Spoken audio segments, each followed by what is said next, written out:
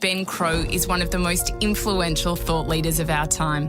Mindset coach to some of the world's greatest athletes, he helps transform their mindset on the field and perspective off it. My conversation with Ben traverses many realms: the power of vulnerability, the importance of acceptance, and the beauty of connection. When you can connect the human being with the human doing and understand the things you can control, life just becomes so liberating, if you like. And you're not caring what others think about you because you just want to be a grateful son or a loving partner or a mischievous mate, or a playful dad. It doesn't matter. I'm Sarah Grynberg, and this is A Life of Greatness. Ben Crowe, you are one of the world's greatest mindset coaches. I want to know, how did your childhood impact where you are today? Oh, you've gone heavy right at the start, Sarah. Thanks for that. I thought we'd just kind of relax our way into this kind of conversation. My childhood, well, I probably didn't realise it at the time, right? You can only join the dots looking back on your life. But I think my childhood, my greatest role models, obviously my parents. They were probably a beautiful demonstration of unconditional love. My mum, I guess, was quite a strict Catholic. My dad was a larrikin Catholic. And I thought they both had that beautiful, I guess, balance of courage with consideration. And you learn from your role models, right? And my 5 older brothers and sisters, I guess, are also my role models. So you learn your values quite early on in life from those kinds of people. So I guess that were established relatively early. I lost my dad when I was 16 years old, and he had a heart attack and died. And I guess learning how to overcome adversity and trying to find some kind of purpose and meaning in life and find a sense of, I guess, gratitude, focusing on what you got, not bitching and moaning for what you haven't got. And again, I learned from my brothers and sisters that perspective, if you like. And I guess I've been on a journey ever since then to find that sense of purpose and meaning and so forth beyond, I guess, just a sense of self, and start thinking about others and caring about others. And all my brothers and sisters ended up becoming doctors, nurses, teachers, lawyers, very much in the service industry. And I think I wanted to be a wannabe of all of those. Yes. I just wasn't as smart as those guys, and I guess my path went slightly differently. So that's probably where, I guess, early on I cut my teeth in terms of understanding some of these principles. How did your mum cope losing your dad when she had 5 children to look after? Yeah, it was quite extraordinary. Mum hadn't worked a day in her life in Dad's company. Dad ran a cleaning company and hired a lot of, I guess, part-time workers. I think we might have had 70 or 80 part-time workers at the time. And yeah, just see my mum deal with her own heartbreak of losing her soulmate and still have to pick up the pieces of 6 kids and get us through school and college and so forth, and put food on the table, and then pick up her husband's company and run that for another 6 or 7 years and never complain. I heard her crying herself to sleep at night, but she never complained. And that selfless kind of unconditional love and care for others and just was just quite extraordinary. And Mum has this this saying on her fridge, I think it's also in her toilet door, grant me the serenity to accept the things I can't change, the courage to change the things I can, and the wisdom to know the difference. And she's probably the greatest living example of that. I feel like I've got an angel in Dad that I can call on, but I've got a living angel, I think, in my mum. And I think she's probably taught me and taught all of us, if you like, just the principles of unconditional love and courage, if you like, and caring for others. So, yeah, quite extraordinary human being. And she's 92 years old now. And, she went into a nursing home recently. And, we had to sell the family house, which was very emotional for all of us. But Mum was completely fine with it. We were so worried how she was going to deal with it. And she was like, yep, move on. Where the rest of us are going, hang on, no, it's not about you, Mum, it's about us and our feelings and stuff. So, yeah, quite an extraordinary woman. How did you deal with grief at such a young age? I think I reckon I went off the rails a little bit at school, not long afterwards, and I had the most amazing friends and teachers around me as well, who I could really tell that was just taking an extra interest in you. When you can tell someone's just over-invested in just asking, how are you? But they really look into your eyes to try and see where your psychology's at. And they were amazing through that early period. And I think them just taking an interest in me and caring for me, just, I guess I was quite inspired that I'd lost my dad, but I'd found a whole lot of other role models along the way. And that really helped me. And that's probably where I learned early the truism that no one in this world can do anything in this world on their own. You know, we all need people around us, you know, mentors, reverse mentors, you know, structured, non-structured, if you like. And I didn't realize at the time, but I was surrounding myself with all these people that were kind of quasi-mentors for me, and I didn't have to do everything on my own. So, you know, that classic stoic Aussie alpha male who has that loner mentality that doesn't ask questions and sees vulnerability as a weakness and thinks they have to have it all figured out themselves. I think I was lucky enough that through the adversity of losing dad and all these new people that came into my life, I guess I feel that, wow, okay, I can call on people who you can help me along my journey. So many people that I've interviewed have spoken about that there was one person in their life that always saw the greatness in them. And it could have been a school teacher or a auntie or a grandparent or someone that was older that saw something in them that no one else had. And it was that allowed them to then realize that they were something special. Because I think inherently we all want to know that we're seen and that we're heard and that we're recognized. How much do you think that plays a role in people's lives in allowing them to flourish? Yeah, absolutely. We've all got blind sides, right? So, which by definition is we can't see them. We're blinded to them. And because we've got such a negative reptilian bias, you know, in terms of our brain, which is like Velcro for negative experiences and Teflon for positive ones, we're so hard on ourselves as a human race. And I guess I was no different. So finding people who can look at you from a point of view of your inner fan rather than your inner critic and can shine a light on your strengths is, just so incredibly important. So for me, I had a very close friend who also passed away quite young, Simon Strike, who he was the only friend that I ever told what my goal was to one day working for Nike. And literally 6 months after he died, I got a phone call from Nike and go, wow, this is kind of weird. And I guess also my mum absolutely always gave me that sense of possibility and belief in yourself, if you like, regardless of what your grades were or what you looked like or how much money you had or didn't have, kind of thing. You have coached a lot of athletes, Ash Barty, Pete Sampras, Andre Agassi, as well as many others. What do you find when you are being the mindset coach of these people is the key negative narrative that they play in their heads? Yeah, in most cases, we attach our self-worth to whether we win or lose. Yeah. Or we connect the human being with the human doing. And that's probably the greatest distraction for the human race today, is attaching our self-worth to extrinsic motivations, right? Things we can't control, if you like. And if we can separate our self-worth from our business card, our self-worth from what we win or lose a game of tennis or what we look like or what we achieve or don't achieve, and find that intrinsic self-worth, and can let go of all that baggage when you walk out on center court and so forth. It's a superpower. Like, it's a competitive advantage if you can let go of that. And, with whatever I achieve today or don't achieve today, I am enough. But what happens with if you take those shame stories onto center court and believing that I'm not good enough or smart enough or so forth, or not enough something, that can sabotage our perspective, and we start to tighten up rather than lighten up, if you like. So typically the biggest distraction, well, there's kind of two significant distractions, if you like, two expectations that we just got to get the hell out of our psychology, right? One is expectation of outcome, which you can't control. And the bigger one is expectations of others, which you also can't control. And focusing on these things you can't control, but wanting to control it, is the definition of anxiety, or stress or pressure or worry.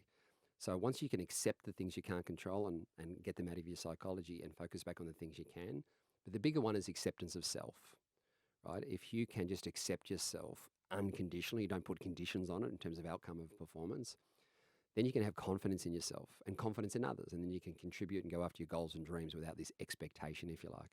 But if you can't accept yourself unconditionally, you'll start putting these judgments and opinions and so forth, and I'll see you as my competitor, not my comrade. Yeah. And as soon as I start comparing myself against you or judging myself against you, I'm letting all this interference come in to me. And that's what's happening today. There's just so much interference, unnecessary, that's kind of clouding our sense of self, if you like, and our inability to own our own story. It's being dictated to by what we think someone thinks of us or expects of us, and then we're trying to fit into their ideal. And as soon as that happens, you lose your only competitive advantage Yeah. on this planet. You lose your authenticity, right? Yes. Because there's only one you. So I think that, yeah, from a distraction point of view, that's sabotaging performances. They're the two main ones. How do you talk to the people that you coach and allow them to know that they are enough? Yeah. So the two questions that anyone has to answer in this planet is who am I and what do I want? Yeah. And we've got to answer them in that order because you can't work out what you want until you work out who you are. Yeah. But most of us don't want to do that because we're shit scared what we might find is maybe I'm not good enough or loved enough. So we put that mask on and that armor on for self-preservation purpose Yes. because I don't want you to know that I'm not perfect, Sarah. So you're never going to see the real Yeah. me, right? And as a consequence of that, rather than going internal and make sense of that shame story, that not enough story, and find that sense of unconditional self, we go externally. And that's what's happening today. And we're all getting distracted by extrinsic motivations, which starts with money.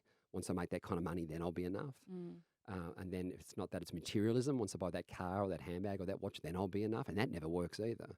Then we get distracted by social status. Once I'm famous, then I'll be enough. Or corporate status once I get that promotion. But the worst one of all is craving recognition of others, caring what others are thinking about us and saying about us rather than what I think about myself.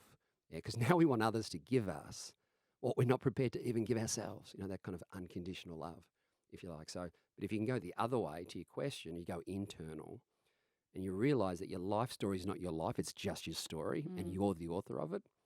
And as the author of your own story, that we are the stories we tell ourselves about ourselves. The great thing about that is you've got the power to dream the ending, to imagine the ending. We've all got this thing above our head that humans have that no other species has called imagination.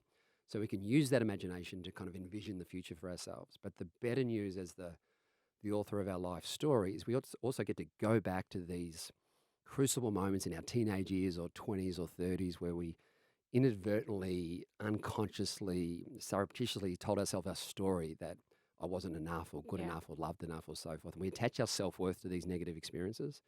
So the goal is to go back to those memories, those moments, and reframe them or accept them or forgive or let go and create more positive affirmation-based versions of your life story written by your inner fan, this time not your inner critic.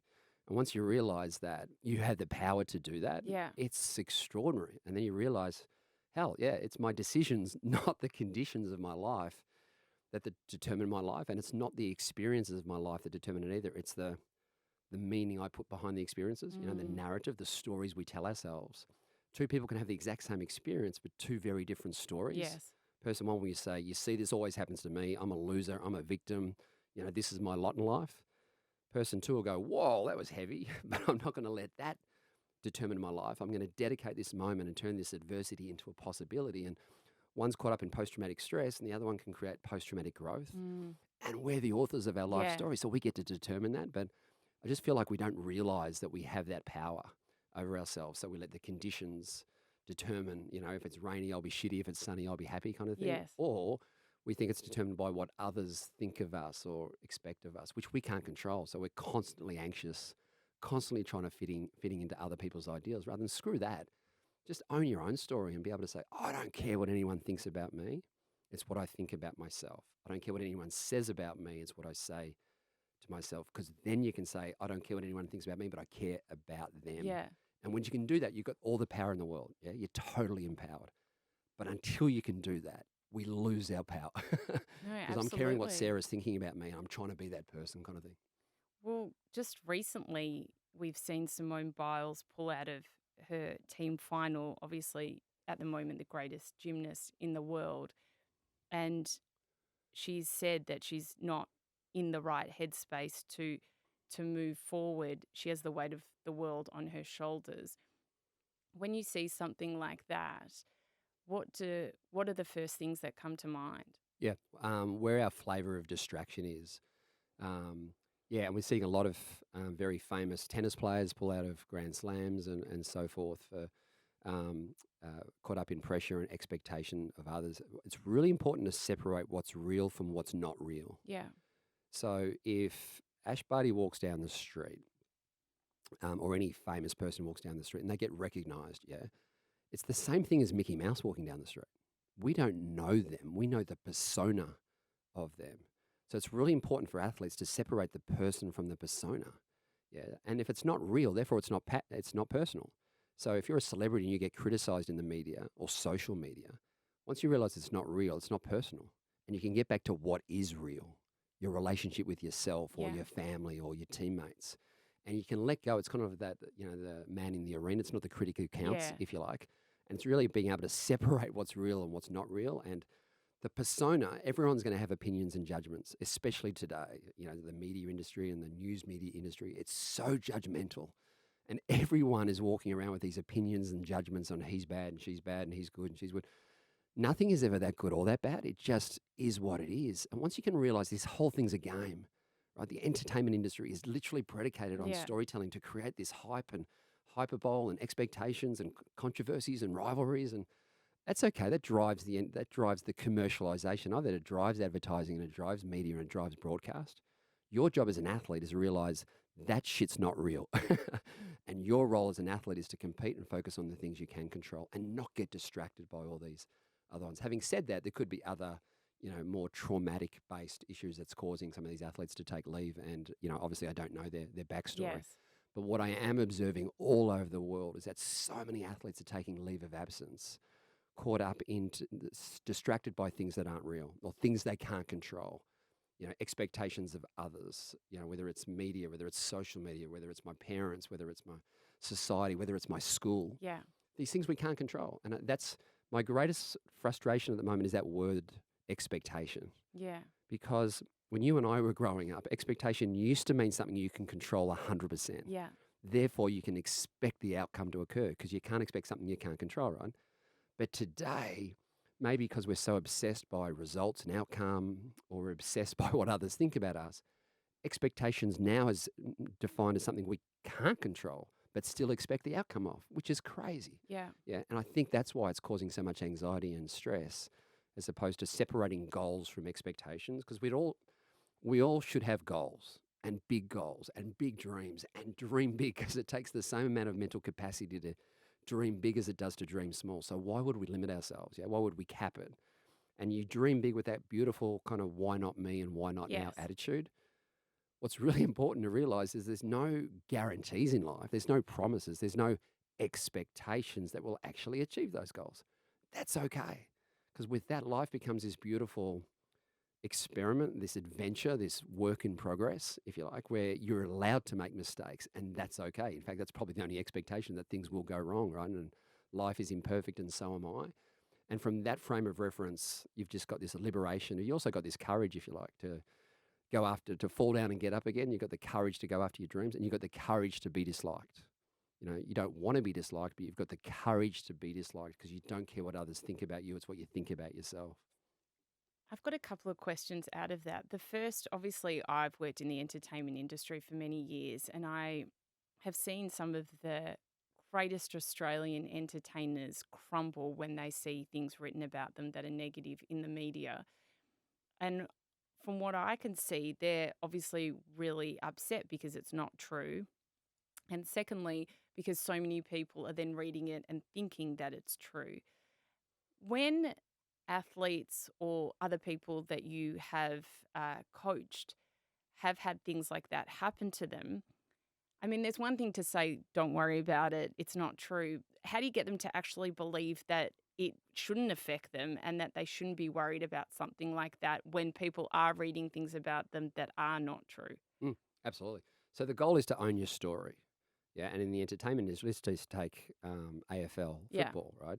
If you play AFL football, by virtue of having 18 teams in the competition, 17 people are going to hate you out of 18. If you believe that's real, right? If you believe that they actually hate you as opposed to they just support another football team, you'll be constantly distracted. Why doesn't this person like me? They just bag for another team.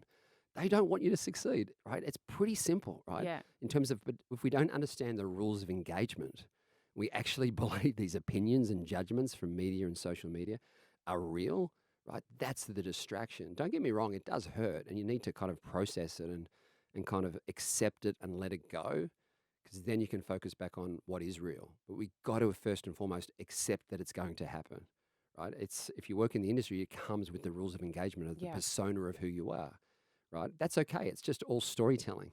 And you can build up that story and make a lot of money out of it from a commercialization point of view. But it's also really important to realize at the end of the day, it's not real. And you've got to then let it go and get back to what is real, which is your relationships with the family, friends, teammates, and most importantly, yourself. And if you can find these words and these affirmations that remind you constantly of who you are, you can start to let go of all that noise and let it wash off you. But we're human, right? And we're emotional beings. So it is hard, right? And becoming harder. So just understanding if you don't own your story when you wake up in the morning and you lift your head up and you look outside, the outside world will try and tell you who you are. And the three biggest storytellers in the world trying to tell us who we are today is media industry, social media industry, and the advertising industry. Yeah. One's predicated on negativity, which is media. One's predicated on shame, which is advertising, because you're not enough until you buy that car or that handbag. And one has got caught up in FOPO, fear of other people's opinion, and social comparison. So understanding the rules of engagement of those three are really, really important. And social media is the exciting one for me because we have the power to learn empathy, intention, objective. And I think you saw during the bushfires, 18 months ago, or during Black Lives Matter, or during the pandemic, suddenly social media can be more purpose-driven when we still have these, and it can connect the world in a much better way. And we've got more power versus those other two storytelling platforms that I guess we have less power over as consumers. When you're coaching people, or even for yourself, I mean, we all have days where we're like, this is just crap. You wake up on the wrong side of the bed and then you feel like the noise of the world is just coming at you. In situations like that, how do you tell people is the best way to be able to center themselves and close out all of that noise? First of all, you've got to acknowledge those emotions. You don't deny them. You don't have this toxic positivity that everything's great and so forth. So it's really important to acknowledge sometimes life is shit, right? There's a beautiful book called The Road Less Traveled. And it's considered one of the top 3 most important books ever written. No, it's a deep psychology book, so you don't need to read it, but the punchline's on the first page. In fact, it's the first 2 lines of the first page. The first sentence of The Road Less Traveled is 3 words. Life is difficult. But the second sentence is the clincher. Once you accept that life is difficult, life is no longer difficult. The power's in the acceptance. We're just not accepting as a human race today. Yeah. And therefore we're getting distracted by all these things. So first of all, it's acknowledging, right? And then accepting and letting go. And then you can focus on it. And then you can process the things that you can focus on, or the things you can control on. So gratitude, by the way, is probably the other superpower. Acceptance and gratitude, in my opinion, are the 2 superpowers that as a human race, we do not understand how powerful that is. Because if you can replace expectation with appreciation, with feeling lucky, right? For appreciation of what you've got. I say to a lot of clients who might say to me, I've got to take the kids to school. I've got to help a client. I've got to do something for my wife. And I'd say to them, if you flip the O to an E in gotta, it changes from I got to I get to. I get to take the kids to school. I get to help a client. I get to do something for my wife. And that simple flip from an O to an E changes your perspective in an instant from one of expectation or entitlement to one of appreciation, just feeling lucky. I'm so lucky I get to spend some time with my kids in the morning. I'm so lucky I got a job. I get to help a client, or I get to spend some time with my soulmate at night. And it's fair to say that it's our perspective will get us through difficult times, right? Definitely pandemics, but we can use appreciation and gratitude in the same way we can use acceptance, if you like. They can become superpowers over all this, I guess, external distractions. Acceptance can be hard, and especially when people feel like they're not where they want to be and that their life is maybe stagnant. I believe that we're here to be one, not this division that we're in at the moment. How do you coach people in allowing them to be okay and accept what's happening at the moment when there is so much unrest? Yeah, I reckon there's 2 types of humans on the planet right now. Those who see vulnerability as a strength and those who view it as a weakness. Unfortunately, the macro trend at the moment is we don't do uncertainty very well as a human race. And as uncertainty of one of the tenets of vulnerability, we don't do vulnerability very well either, right? So certainty and routine have been replaced with uncertainty and unexpectedness and vulnerability. And we either lean into that and accept that, or we suffer. Right? So unfortunately, if you see vulnerability as a weakness, You'll be quite closed-minded, defensive, on the back foot, feeling like you're being attacked. You won't be very compassionate for yourself or for others because you think you have to be this perfect specimen, and therefore you won't create that human connection, right? But if you go the other way, and this is all completely counterintuitive, unfortunately, as a human race. So how do we make it more intuitive than counterintuitive? Like any good snowboarder or surfer or skier would know that if you lean in, you stay up. And if you lean back, you fall back. So counterintuitively, we have to lean into vulnerability, because if you lean into the risk and the uncertainty, the emotional exposure with putting yourself out there and embracing vulnerability as a strength, then you're more open and open-minded to the brutal facts of our reality right now, right? You're curious and you're creative and you're adaptive and you're innovative, right? And you're compassionate to yourself and compassionate to others. And then you can create that incredible human connection. So unfortunately, there's kind of these 6 human needs that Tony Robbins talks about. But unfortunately, when times are tough, we focus too much on certainty and significance to the detriment of uncertainty and connection and growth and contribution to some of these other really powerful needs. So being able to let go of this illusion of control and wanting to make life certain and embrace uncertainty and vulnerability. But let's face it, the world is incredibly vulnerable right now, right? You've got 2 options. You either accept that or you suffer. Yeah. That's literally your 2 options. Well, the Buddha said a life of attachment is a life of suffering. Totally, yeah. And that beautiful Buddhist philosophy about we should only ever be in one of 3 states: a state of acceptance, a state of enthusiasm, or a state of enjoyment. But at its most basic level, we must be in that state of acceptance, because if we're not, we're suffering. And I think that's what's happening at the moment, where, where our life should be different. This should be different, right? These expectations should be different. And unfortunately, they're not. So you either accept that and let it go and focus back on what you can control, if you like. And by the way, once you realize that your greatest growth comes from your darkest times and your greatest learnings come from your most difficult times, because it unlocks the most extraordinary humility, because you're on your knees, right? Yeah. But also curiosity. Okay, what do I do now? How do I get through this? What can this teach me? Who can help me? And as soon as you start asking questions, right, small bite-sized questions, you start to unlock this dopamine, right, which is the antidote to the cortisol, the fear that we get from we're on our knees in a pandemic. And once you realize you've got that power to kind of work your way through that, that can become quite an exciting kind of ability to turn adversity into possibility. And all my clients come to me when they're on their knees, whether it's the Australian cricket team after Sandpaper Gate or Richmond or Steph or almost every one of them.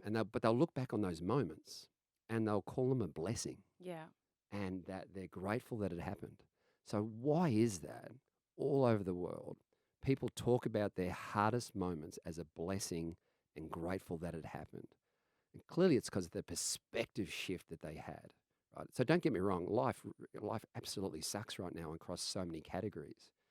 But there's also, you've got the power to kind of work your way through those and say, righto, how can I find purpose and meaning in this? What can it teach me? Right, that beautiful Viktor Frankl quote, live as if you're living for the second time. Yeah. As if you'd acted wrongly the first time. What can you learn through this process, and I guess take control from that perspective? Oh, absolutely. And, I was telling you off mic before we started about my journey in breakfast radio, which the people that listen to the podcast have heard about, and that being the dark night of my soul that led me into changing the way that changing my thought patterns, pushing me into meditation, and just, it opened up a whole range of things, because it was, I was suffering so badly and I knew I couldn't go on that path anymore. What has been your darkest night? My darkest night, it's all been death related, I guess. Losing my dad and losing 2 of my best mates, one in their 20s and one the night before my 40th birthday. To suicide. Probably they've been, my darkest moments, if you like. Yeah, clearly. And how did you lift from there? Love would probably be my simplest answer there. In all those situations where you're trying to work out, okay, life's unfair, life sucks. The love from friends and family always seem to get you through. The other, the other way I've got through that is I've turned these situations, and especially for me, there's people that I loved so much, and dedicated my life to those people as well. So the power of dedication is so powerful, and that I work on with leaders and coaches as well. So different aspects of my life. My first client when I came back to Australia was Rob Dixon, who, in my opinion, is still one of the world's greatest storytellers, if you like. He was the first winner of Survivor here in Australia, also an ex-AFL footballer. He was killed on location filming in South Africa for the AFL with his 2 little boys, and his beautiful brother Peter Dixon has picked up the pieces. Every time I give a talk, I dedicate it to Rob. And so I've got him and in my mind's eye, if you like. And the power of dedicating your life, you can dedicate an event, an experience, an occasion, or your whole life to someone. What it means is it takes that sense of purpose to a much higher level or deeper level, and you also lose sense of ego and fear because it's not about you anymore, right? You're dedicating that particular performance. And in certain situations, I can say, right, what would Strikey do, or what would Hilly do, or what would my dad do, or how would Rob do this? And, the great thing about them is all of those individuals had beautiful senses of humour and could celebrate their own imperfections, if you like. So they also remind you not to take life so seriously. And I think that's one of the biggest distractions, if you like. One of my favourite quotes is, there's not a shred of evidence in favour of the idea that life is serious. And you think about that and go, yeah, why are we all taking life so seriously and our lives so seriously, right? Why do we take life so seriously? Because all the big thought leaders that I speak to and New York Times bestsellers, they all say, be like a kid, go with the flow. I mean, it's the same information told by different people, but then we get back into our everyday lives and we take things so unbelievably seriously. Yeah, I think, getting back to vulnerability, Yeah. that's a superpower, because if you embrace the uncertainty or the unpredictability of life, right, as opposed to being closed-minded, everything has to be fixed and organized and so forth, and just literally celebrate on uncertainty and spontaneity, that's where laughter comes from. Yeah. Like, it's where playfulness comes from. It's where curiosity comes from. It's where storytelling comes from, if you like. But I think if we don't lean into, the uncertainty and the vulnerability of life, and we think we want to control it, I think it's the illusion of control, right? Or caring what others think about us and suddenly trying to be someone we're not. And as soon as we lose our authenticity or our integrity, if you like, I think that's when life becomes suddenly serious, because we can't control it. Yes. But if you just let it go and, be more childlike and be more playful, remind ourselves of what we were like when we were kids and hang on to that kind of, those qualities, if you like. Yeah, I think that's the superpower to becoming adults and trying to fit into someone else's ideal. We spoke earlier about how you are Ash Barty's mindset coach, and she talks about having images of her happy memories of her past to get into a calm, joyful state. Did you teach her to do that?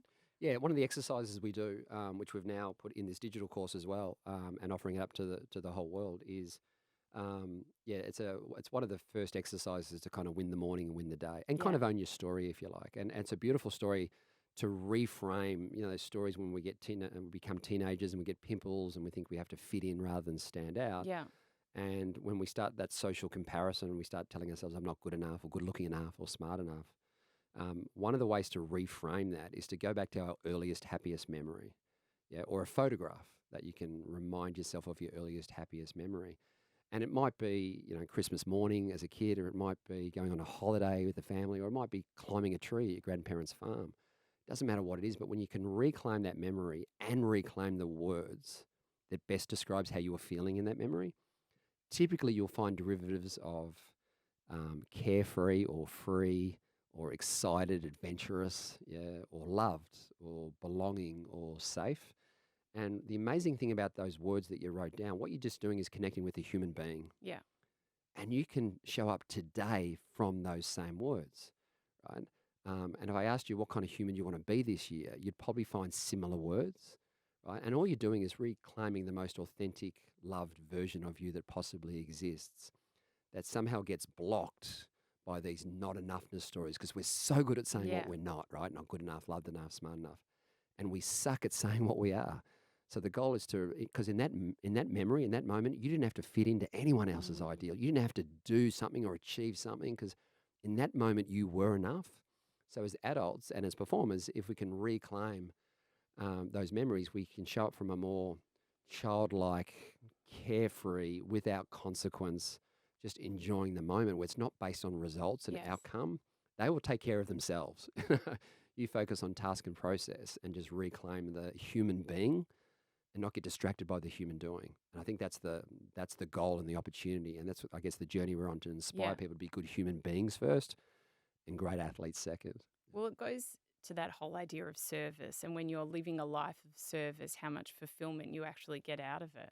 Totally. Yeah. I think that's in the simplest terms, that's the meaning of life. If you can get into chapter 3 of the hero's journey, as Joseph Campbell says, and get out of chapter 1, which is all about self, get out of chapter 2, where we have these crucible moments of ourselves, and then get into chapter 3, that's when you realize life's great truism, but life's not about you. Yes. Life's about the impact you can have on someone else's life. You have to care about them, to serve them, to love them, to be interested, not interesting. And when you get into that beautiful chapter 3, that's the transformation from I to we. That's when you become an authentic person. That's the beautiful integrity that we spoke about off air. That's when you find a sense of purpose and meaning and contribution beyond yourself, right? But typically there's all these hero archetypes that keep us stuck in chapter 2. I might be caught up in imposter syndrome, or I might be the rationalizer. So I'm making excuses and denial and rationalizing my life away. I might be the loner, right? Where I'm not asking questions and I don't have mentors. I might be the glory seeker. And that's the classic leader who wants to get the credit for everything. And that's typically someone who hasn't, I guess, identified their intrinsic motivations. And intrinsic motivations could be as simple as helping others, or realizing your potential, getting out of your comfort zone, finding purpose and meaning in your efforts, being part of a team. Right? And the last one is the shooting star. And that's the classic leader that achieves an enormous amount in a short space of time, but leaves a trail of carnage and destruction behind them. Now, we all have those 5 archetypes in all of us at different stages in our life. So the goal is to identify which one am I, because then there's antidotes to all of those archetypes, if you like, to get into that chapter 3. And that's what we call purpose mindset, which is the second question. Once you can work out who you are, who am I, then you can go after the second question, which is what do I want from this crazy thing called life? Yeah, and that's typically where you'll find a sense of happiness, especially if unlocking what you want not only unlocks this sense of purpose and meaning and contribution, but it also unlocks our motivations and our values and our goals and our needs, if you like. And once you're in that place, you're in that beautiful where ego and self kind of gets thrown aside. And I guess the process is to find yourself and then lose yourself and find someone else to love. And I think that's the definition of service. It was really interesting. I spoke with a guy, one of the greatest spiritual teachers, Gary Zukov, and he said, the opposite of love is not hate, it's fear. And that's always stuck with me because I just think it's so unbelievably powerful. How important do you think it is for us all to know how loved we are? Incredibly important. Yeah. And I don't disagree with that. And that beautiful book, Conversations with God. Yes. Which is not a religious book per se, but that also has the same hypothesis that there's only 2 emotions on the planet, love and fear, and every other word or every other emotion is a derivative of one of those emotions. Yeah, I don't disagree with that as well. But and to your question, love and unconditional love, I think is by far my hypothesis is we don't know ourselves enough as a human race, and the bits we do know, we don't love ourselves enough. And rather than going internal and reconciling that and finding that unconditional sense of self, we're going external.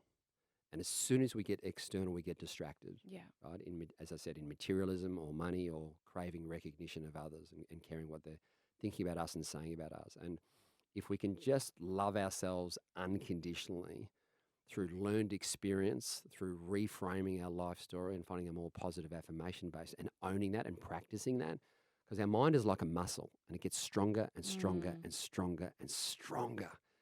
If we can just reclaim either through learned experience, or just the principles of acceptance or the principles of gratitude or what you just mentioned, purpose mindset, or really connecting with your values, that's a really simple exercise as well. You talked about dealing with adversity. Typically what happens is whenever there's any shit going on inside your life that is within your control, and we've just discussed a lot that's not, but if it's within your control, more often than not, that's where our values are hidden, right? Because we have to draw down on an energy source to get us through one of the worst chapters of our life. And whether it's courage or love or perseverance or resilience or positivity or optimism, right? When you can reclaim what you truly value in those moments, what got you through those crucibles, and then define them, and then develop some behaviors that sit off the back of them, then you can hold yourself accountable. And that's authenticity. And that's what you can control. There's so many things you can't control in life, but the human being and the words that best describes what kind of human you want to be. And so what we encourage everyone is, tomorrow morning, rather than do a to-do list, write a to-be list. Yes. Because whatever words you write down, right, you can control that 100%. That can become your expectation. And then you can connect what kind of human you want to be with the things you love to do, which might be your role as a mum or a daughter or a sister or a spouse, or it might be things you're passionate about. It could be snowboarding or traveling or cooking. It doesn't matter. But when you can connect the human being with the human doing and understand the things you can control, life just becomes so liberating, if you like. And you're not caring what others think about you because you just want to be a grateful son or a loving partner or a mischievous mate, or a playful dad. It doesn't matter, right? But just the connecting with the human being elements. And then I'm kind of hoping that at the back end of COVID, that's the biggest aha for the human race. And I asked all my clients at the start of COVID, regardless of whether you're religious or you believe in God, now let's just assume for the purpose of the exercise, the world's trying to tell us something with this pandemic. And I'd always say, what do you reckon she's trying to say? And overwhelmingly, unanimously, all over the world, clients said the same thing. I reckon the world's trying to tell us to stop doing and start being. To do less and be more. Be more connected to myself or my family or to nature, right? Because if you think you've got to do something or achieve something in order to be someone, you'll never be content. You'll never be at peace. Yeah. You'll never be fulfilled. You'll never feel like you're enough. And you certainly won't have unconditional love because it's conditional on having to do something or achieve something. Well, it's not living in the present moment because you're always just seeking the future, seeking the future, seeking the future, and you never get there. Yeah, if, when. Yeah, and Hugh van Cuylenberg talks about that beautifully in terms of that constantly being distracted by, if I do that or when I do that, then I'll be successful, then I'll be enough. And we're constantly living in the future. And that's another perspective that almost every negative emotion is a consequence of living in the past or living in the future. And when you apply that to yourself, you kind of go, oh my God, that's so true. Right?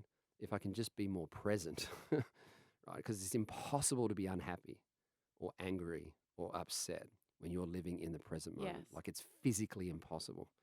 So whenever we're worried or anxious about things in the future or frustrated or angry about things in the past, right? Once you can do that diagnostic, you go, oh my God, I just got to be more present. Yeah, I know. And just somehow let it go.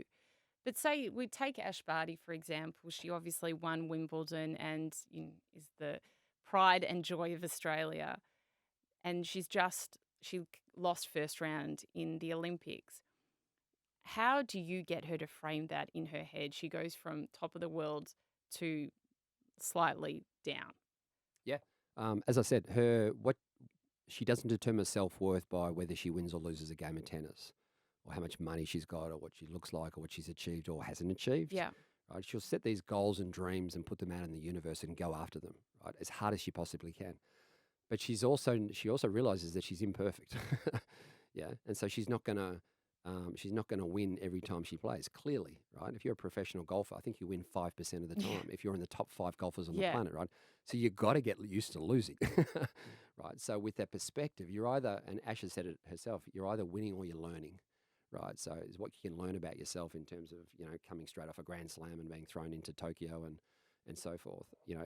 If you don't have that energy, right, it's impossible to be at her 100% authentic self, if you like. And so accepting that and not determining her self-worth from that result enables her to get up and go again, if you like, and making sure that she owns her story. It's not defined by what others think or expect or whether she wins or loses a game. Yeah. Visualization is a big part of my life. And I do it to try and create my dreams and desires. Working with a lot of athletes, I know it can be quite a helpful tool. Do you teach your athletes to do visualization? Not per se. I encourage them to dream.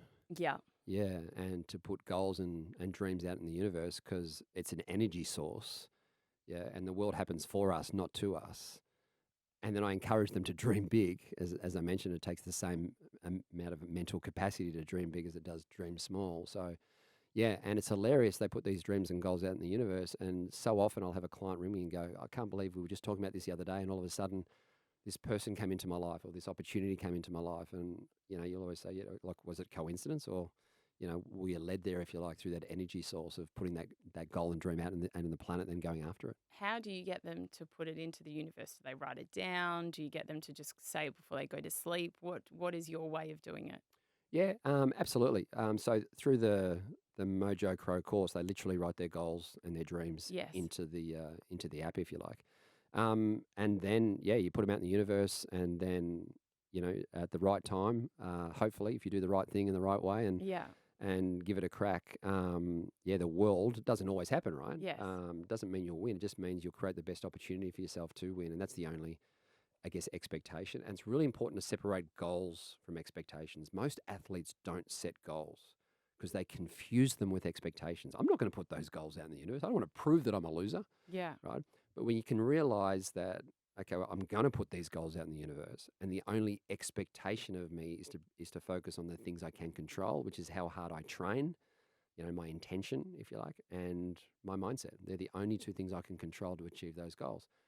Then whatever happens, happens. That's it. Yeah. I was teaching my son and my daughter the other day. My son's a bit older, so I think it was easier for him, but I was teaching him the art of manifestation and visualization and how we put our dreams and desires into our head. And I explained to them that you raise your energy, but for them, I said you get excited about what you want. And you need to think about whatever you want and then imagine yourself with it and then walk yourself through it. So what are you doing with it, or how are you feeling? And it's such a funny thing because he's just been so unbelievably excited to do this every night before bed. He lies there, and one of the ways he falls asleep is by visualizing his dreams and desires. I think that's a beautiful art. Yeah. As I said, we've got this incredible skill that, as far as we know, we're the only species on the planet that has it. Right? Yes. The power of imagination, which is where our dreams come from. Yeah. Right? So why wouldn't you use that and put it out in the universe and have fun with it? Absolutely. Right? You've got nothing to lose. Totally. Yeah. Kathy Freeman said she was 10 years old. She dreamt up that she wanted to win an Olympic gold medal, right? You put them out in the universe, and life has the most extraordinary way of manifesting itself around what you want. But unfortunately, we don't. We limit ourselves. We don't believe.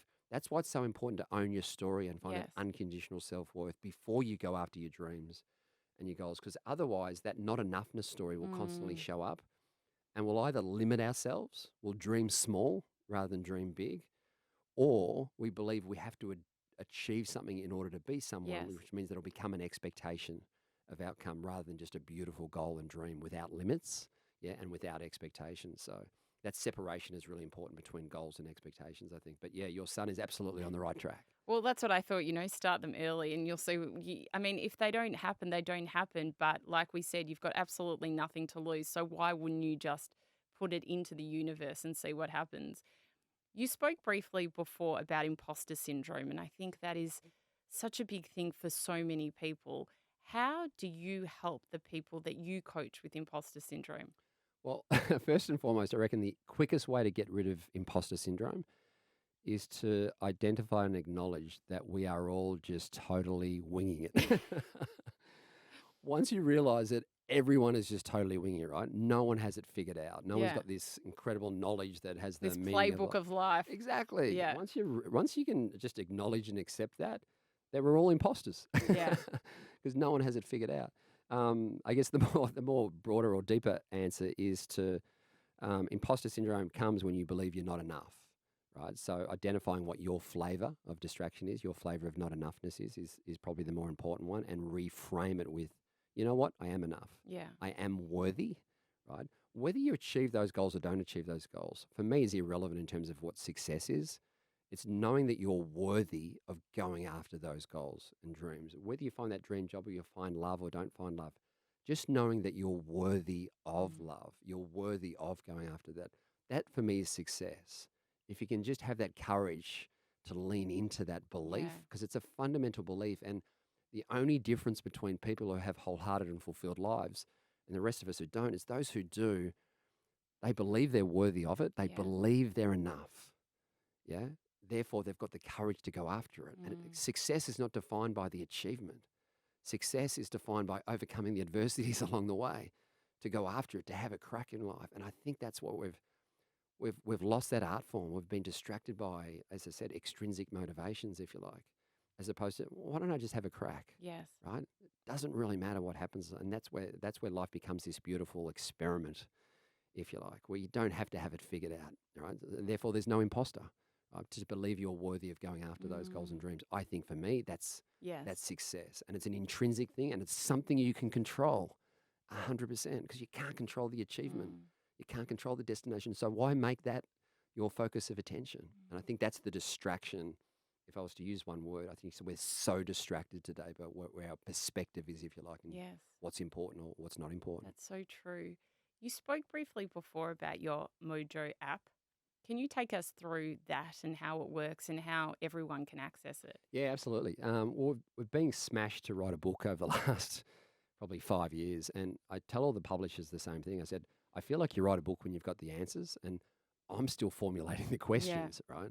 So, but what I've observed, I guess, over the last 30 years is that if I could, I guess I think my only skill is pattern recognition, of just seeing certain patterns that we spoke of, whether it comes from philosophical principles or psychological principles or religious principles, and then through learned experience, mainly in the entertainment industry, in terms of my journey, I've just observed that you can't be a good storyteller until you work out your own story first, and most of us haven't done that. So the sequential order of answering those three simple but not easy questions, who am I, what do I want, and how do I get there, can be simplified into three mindsets. Connection mindset, which is connecting with yourself first and foremost, and celebrating your imperfections and embracing your weird, but finding that unconditional self. From that place, you can then go after what you want, if you like, and that's where you find that purpose and meaning and values and dreams. And then the third question is what we bucket under performance mindset, is how do I get there? And I never thought I'd say this, but life itself right now is a performance. And we are so distracted by the things we can't control, but wanting to control it. So performance mindset is in the moment of performance, how you focus your attention on the things you can control and the best version of you. Most of us don't know what that is. What is our A game? What is the best version of us? So in the course, it's effectively a perspective course to own your story, if I could just simplify it, if you like.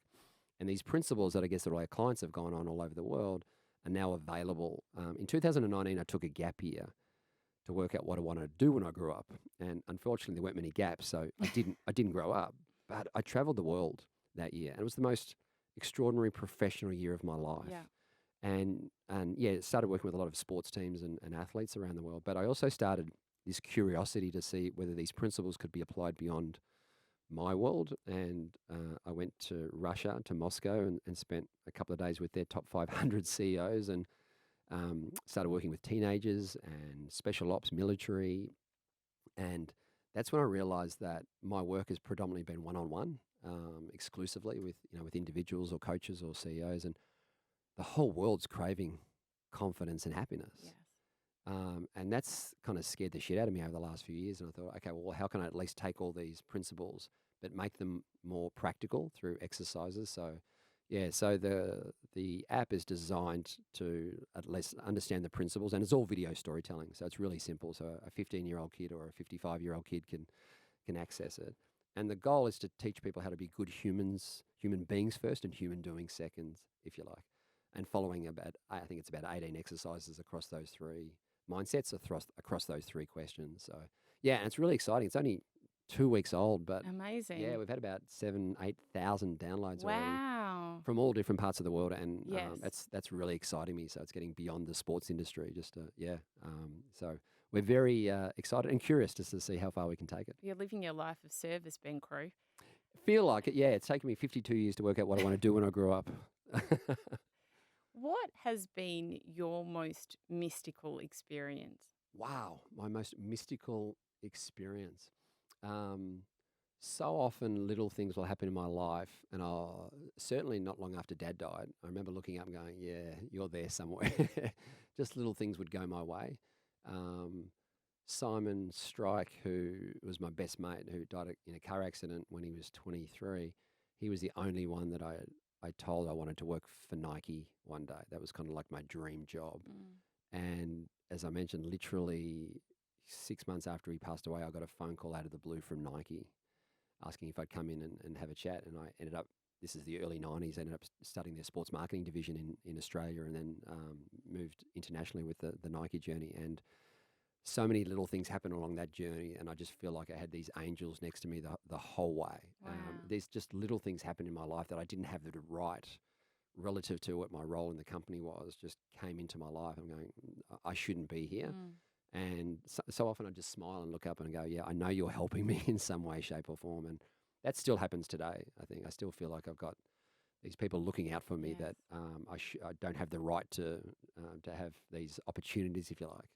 But yeah, it feels pretty good to have people in my corner, both living and maybe in the sky. It's a funny thing, isn't it? Because there are times in my life as well where I just think, oh my God, I can't believe I've been given this opportunity. And I'll stop and I'll look up, and I just say, thank you. Thank you. And it's this feeling that just goes through your whole body where you're just, to your point, so grateful for what's come into your lap, and you think there's more to this than just me. There's absolutely more to this than me. Totally. And just that word you just used then, thank you. Thank you comes from the gratitude family, and its cousins are appreciation and feeling lucky, if you like, and celebrate. And I think we've lost the art of just celebrating the journey that we're on and the opportunities that we're creating for ourselves, and being thankful for that. And in the absence of that, we're getting caught up in entitlement and expectation and all these kind of things. And if we can get back to just saying thank you and being grateful and appreciative for what we've got, rather than bitching and moaning for what we haven't got and expecting our lives to be different, that perspective shift enabling us to have that kind of curiosity to maybe go after goals with a more positive affirmation-based approach to life. And it's that moment as well to stop and to actually take in where you've come from. Because I think that's so unbelievably important as well, because we're going and going so much. To be able to reflect and go, wow, look what I've achieved. Yeah, and that's what I mean by stop doing and start being. Yeah. We don't have time. Most clients tell me I'm too busy to do this or too busy to do that. I'm thinking, okay, so you've got 168 hours in the week, and you're telling me you don't have half an hour for self-reflection or introspection. So we encourage people just to start small. Just start with 10 minutes a day, right? Because all you need to do is lie in bed and say, I'm so thankful and grateful for ... It's a beautiful way to drift off. Totally. You can do it at night as well. Yeah, absolutely. And it doesn't matter what you're grateful for. It could be materialistic. Yeah. Or it could be the fact that you get to sleep in a bed, which the third of the world doesn't get to do, right? It doesn't matter. It's the act of being grateful just primes our consciousness in the most extraordinary way.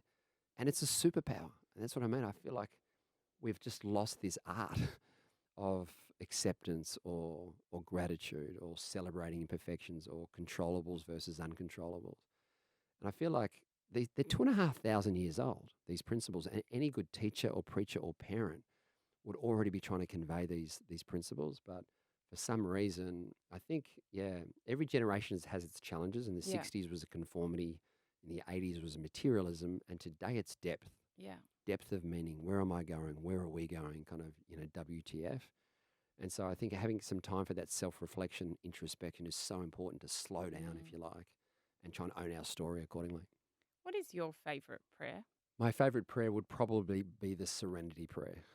Yeah, to grant me the serenity to accept the things I can't change, the courage to change the things I can, and the wisdom to know the difference. I think if you can do that, and if you've got that beautiful balance of courage with consideration, the courage to know the difference is effectively those controllables versus uncontrollables, right? So, yeah, by far that would be my... it was also my mum's and my grandmother's. So, yeah, Beautiful. I'll pass the legacy down. What is the lesson that's taken you the longest to learn? Unconditional love by far. Celebrating my imperfections and accepting those, and still loving myself unconditionally, because I think I'm still on that journey. And we still, as I said, we're humans and we'll get distracted by external things a lot. So, but yeah, learning unconditional love and having the courage to have a crack regardless of whether people agree or disagree or you get criticised and so forth, and to stop judging yourself and comparing yourself against others and follow your own gut instinct. I think, I think my sister Marianne, not long after my dad died, she wrote me a postcard which I found recently, and I think it was a line from a Billy Joel song. Don't go changing. Yeah. I love you just the way you are, kind of thing. And that's probably the one bit that's probably that we're all trying to just be authentic and be ourselves. And that's what I mean by own our story. And if we can, that's probably, while I preach it, it's probably also something that we're always trying to do ourselves. What's the best advice that you've ever been given? Best advice I've ever been given. You are worthy. I think it was Brené Brown's, and she probably did it indirectly through her work. Is the ability to say, whatever I've achieved today and whatever I haven't achieved today, I am enough. Yeah. And whatever I achieve in this lifetime or don't achieve in this lifetime, I am enough. So I think that's probably, if it's 3 words that I could get, I'd love everyone to tattoo on their soul, that would be the 3 words, I am enough. Yeah. What's your greatest hope for society today? That's an easy one. My greatest hope for society today is we get back to being a human being first and a human doing second. And we learn the art of the human beingness, if you like. And I just think that, and that's the greatest distraction today by far. And it's causing so much mental health issues on the planet. My goal is to inspire the world how to be a good human being first and a great athlete second. But I define an athlete as anyone who likes to compete, have fun, and play. Just effectively the whole world. Yes. Because there's no one who doesn't like to compete, have fun, and play. So that's my goal for the world. And our final question, what is a life of greatness to you? Yeah, that's also really simple. A life of greatness for me is someone who has unconditional love of self and others and has found purpose and meaning in their lives beyond themselves. So they understand the fundamental need for love and connection, the need for growth, and the need for contribution beyond themselves. And I think if we can, really connect with those 3 human needs, I think, the results will take care of themselves.